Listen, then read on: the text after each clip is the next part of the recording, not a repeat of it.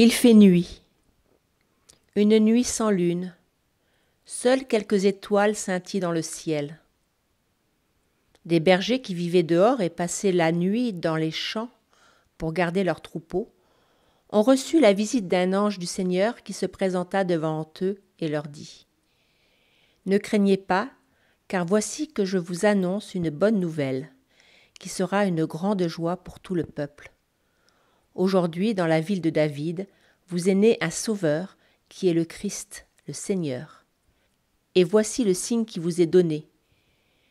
Vous trouverez un nouveau-né emmailloté et couché dans une mangeoire. » Lorsque les anges eurent quitté les bergers pour le ciel, ceux-ci se disaient entre eux : « Allons jusqu'à Bethléem pour voir ce qui est arrivé, l'événement que le Seigneur nous a fait connaître. » Et le texte de l'évangile de saint Luc nous précise qu'ils se hâtèrent d'y aller.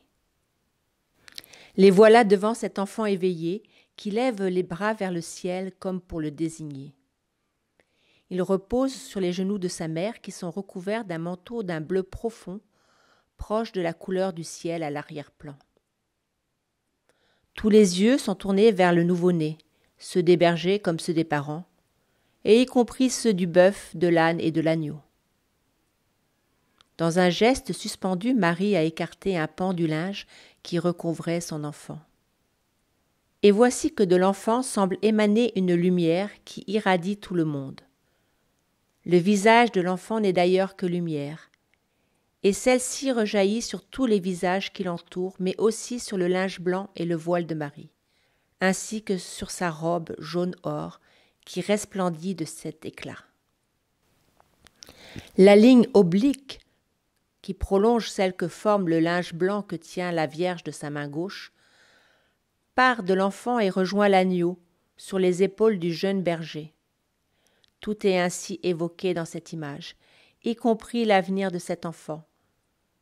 Comme l'a dit l'ange au berger : « Aujourd'hui, dans la ville de David, vous est né un Sauveur, qui est le Christ, le Seigneur. » Un Sauveur dont nous connaissons le destin, sa passion, sa mort et sa résurrection. Le linge blanc avec lequel la femme va recouvrir l'enfant préfigure déjà le linceul dans lequel son fils sera enveloppé le vendredi saint.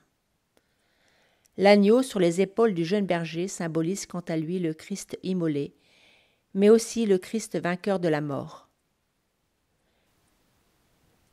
Mais nous n'en sommes pas encore là.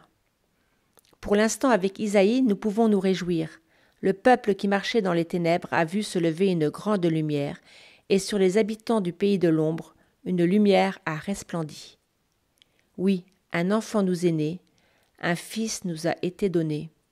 Alléluia.